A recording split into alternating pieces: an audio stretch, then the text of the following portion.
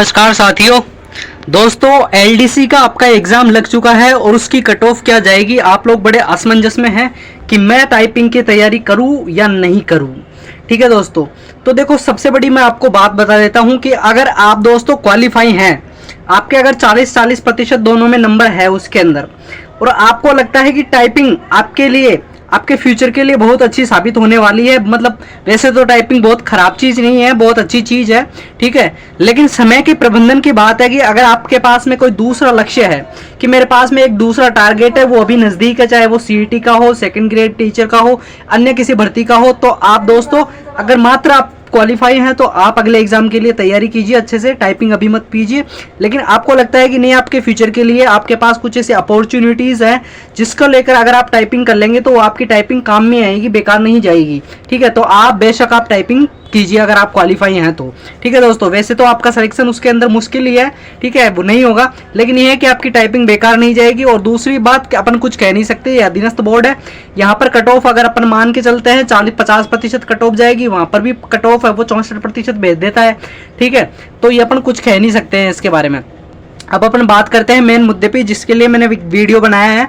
तो देखो आपकी कट ऑफ है, पहली बात तो ये ज़्यादा जाएगी, कम के चक्कर में नुकसान में मत करा लेना आप। नुकसान किस बात का कि अगर आपका दूसरा टारगेट है सीईटी अन्य किसी भर्ती का और आप टाइपिंग करने लग गए, आपके नंबर कम आ रहे हैं, ठीक है, तो आपका ये भी नुकसान ही हो जाएगा। ठीक है, बाकी टाइपिंग के सीखने के लिए है तो आपको बहुत सारी मतलब लाइफ टाइम आप टाइपिंग सीख सकते हैं, कभी भी लाकर कीबोर्ड है अपने मोबाइल से कनेक्ट करके सीख सकते हैं।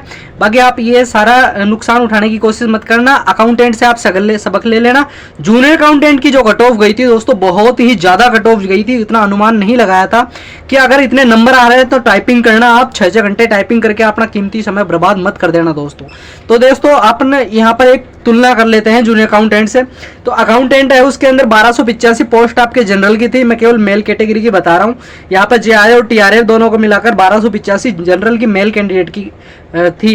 ठीक है, उसके अंदर 2 गुणे कैंडिडेट पास करे हैं यहाँ पर। ठीक है, मतलब प्रोबेस ने लिस्ट में मतलब उसके अंदर 2 गुणे कैंडिडेट पास करे हैं डीवी के लिए। ठीक है, तो अपन इसके अंदर जो कट ऑफ गई थी ना दोस्तों, वो 64% कट ऑफ थी। अब आप देखो कि भाई 64% cut off, 1/3 negative marking, 1285 post, 2570 बच्चे पास करे, उसमें से 64% कट ऑफ गई है 1/3 नेगेटिव मार्किंग के साथ में। और यहाँ पर इतनी कट ऑफ तो गई, और लेकिन यहाँ पर जो कट ऑफ गई है वो कट ऑफ इतनी ज़्यादा गई है कि अनुमान अपन ने जो सबने अनुमान लगाया था वो 50 से 55% के बीच में लगाया था कि 50 से 55% है इसकी कट ऑफ जाएगी। कारण क्या था कि दो पेपर हुए थे, यहाँ पर भी पेपर 2 थे, एलडीसी में भी पेपर 2 थे। ठीक है दोस्तों, यहाँ पर भी पेपर 2, यहाँ पर भी 40% आप क्या है वो जनरल कैटेगरी के लिए मैं बता रहा हूँ। यहाँ पर एक में 35% था, ठीक है, इस तरीके से एक में 35%, तो यहाँ पर भी लगभग 35-40% ही है। ठीक है, तो यहाँ पर लेकिन आपके यहाँ पर जो सेकंड पेपर था यानी कि जो सब्जेक्ट वाला पेपर था वो बहुत ही ज़्यादा टफ था। लग रहा था कि लोग उस पेपर को क्वालिफाई नहीं कर पाएंगे, लेकिन हो गया सबसे उल्टा काम दोस्तों, कट ऑफ पहुँच गई 64%। ठीक है, एलडीसी की बात करें तो 1033 पोस्ट है जनरल कैटेगरी की, बता रहा हूँ केवल मेल कैंडिडेट की।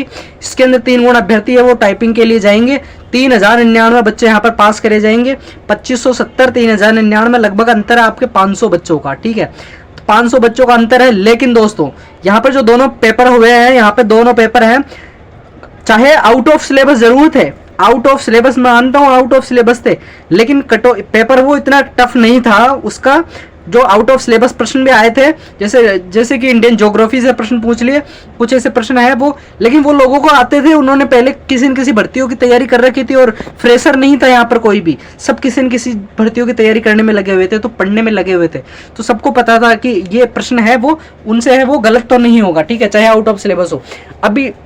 अभी देखना होगा कि इन सवालों को ये कितने सवाल इसमें से डिलीट होते हैं। मैं केवल अब बिना डिलीट हुए बता रहा हूँ। अगर आपके बिना डिलीट हुए अगर इतने नंबर आ रहे हैं ना दोस्तों, तो आप बिल्कुल सेफ जोन में हैं। ठीक है, तो अब मैं आपको बात बता देता हूँ। देखो पेपर है वो आउट ऑफ सिलेबस जरूर था, 41 प्रश्न आउट ऑफ सिलेबस बताए जा रहे हैं, लेकिन उतना कठिन भी नहीं था जितना दोस्तों जेआरए का जो सब्जेक्ट वाला पेपर था ना, जिसके अंदर आपके अकाउंटेंट और उसके अंदर बहुत सारी 6 सब्जेक्टें थी। ठीक है, RSR JF&R, उतना कट ऑफ उतना तो टफ नहीं था दोस्तों ये पेपर। ठीक है, अब इसकी कट ऑफ है वो क्या जाएगी, अगर आपके बिना प्रश्न डिलीट करे हुए अगर इतने प्रश्न आपके सही हो रहे हैं 300 में से अगर आपके 200 से 206% सही हो रहे हैं दोस्तों, जनरल कैटेगरी के बता रहा हूं मैं, 200 से अगर 206% सही हो रहे हैं तो यानी कि अपन कहें कि 132 से 136 नंबर आ रहे हैं। अगर आप इस रेंज में हैं तो इस रेंज में आपका सिलेक्शन है, मतलब आप टाइपिंग के लिए अच्छे से तैयारी कीजिए, बहुत ही शानदार आप है वो पूरे चांस है कि आप वहां पर टाइपिंग के लिए जाएंगे। और भैया आप अगर सोच के बैठे हो कि 132 से 136 आपने ज़्यादा बता दी, मैंने ज़्यादा बता दिया, आप पिछली बार है वो कट ऑफ कितनी गई थी शायद 120-22 के आसपास 2018 वाली में 122 गई थी शायद, है ना 122, हाँ 122 थी। अब आप देखोगे यार क्या 10 नंबर कट ऑफ यहाँ पर नहीं बढ़ सकती, वहां पर 2018 का पेपर 11,000 प्लस पोस्ट है, ठीक है, तो क्या 10 नंबर नहीं बढ़ सकते? ठीक है, जरूर बढ़ेंगे, क्योंकि लोगों के मोटिवेशन में इजाफा हुआ है। अकाउंटेंट में एक्चुअली में हुआ क्या था, अकाउंटेंट में अगर कोई भी गड़बड़ी नहीं आई है सामने तो होना ये चाहिए कि लोगों का जो अभिप्रेरणा का स्तर है ना, लोगों का अभिप्रेरणा का स्तर है, मोटिवेशन का स्तर है, वो बहुत ज्यादा हो गया था। उन्होंने अच्छे से टारगेट बेस पे तैयारी करी थी कि उनका 15 गुना में वो सिलेक्शन हो गया था। उन्होंने सोचा 15 गुना में सिलेक्शन हो गया, क्यों ना, इतनी अच्छी पोस्ट है उसको जाने ना दिया जाए और उसमें कट ऑफ उसमें सिलेक्शन ले लिया जाए। ठीक है, तो उन्होंने अच्छे से तैयारी करी, मोटिवेशन हाई था तो उनके नंबर भी अच्छे आए, तो कट ऑफ भी उनकी 40% गई है। ठीक है, और यहाँ पर ये जो कट ऑफ मैं बता रहा हूँ कि 66 से 68% कट ऑफ जाएगी, ये बच्चे कौन है? ये जो 64% में बच्चे जो शामिल हुए थे ना अकाउंटेंट वाले, वो बच्चे भी तो इसके अंदर है। क्या वो एग्जाम नहीं देंगे? एग्जाम देंगे बिल्कुल, और अच्छे से तैयारी से देंगे, क्योंकि आज के टाइम में है वो आप ये सोच के मत रहिए कि मेरे इतने नंबर आ रहे हैं मैं तो सेफ हूं। ठीक है, उसमें उस टाइम पे भी सोच के रहे थे बहुत सारे कि मेरे तो 60% है, लोग तो 55 ही बता रहे हैं, मेरे तो फिर भी 60 है जनरल में। ठीक है, मैं तो पूरी तरह से सेफ हूं, लेकिन कट ऑफ गई 64%। तो आजकल कोई भी सेफ नहीं है जब तक गवर्नमेंट जॉब जब तक जाके ज्वाइनिंग नहीं कर लेता है। ठीक है, तब तक तैयारी करते रहनी चाहिए और बहुत अच्छे से तैयारी करते रहना चाहिए, और हुआ भी ये दोस्तों। ठीक है, लोगों ने बहुत अच्छे से तैयारी की। जो अकाउंटेंट में जिन्होंने ग्रेजुएशन लेवल का नहीं दिया था, वो बच्चे जो 12th पास थे, इतने हल्के में मत ले लेना 12th पास बच्चों को, जो भी ग्रेजुएशन के रनिंग में है, first year second year third year में बहुत अच्छे से तैयारी कर रहे हैं, वो उनसे अच्छे से तैयारी कर रहे हैं जो पिछले 5-10 साल से जो किसी न किसी घर के कामकाज में व्यस्त हो गए हैं, तैयारी करते हैं, कभी नहीं करते हैं।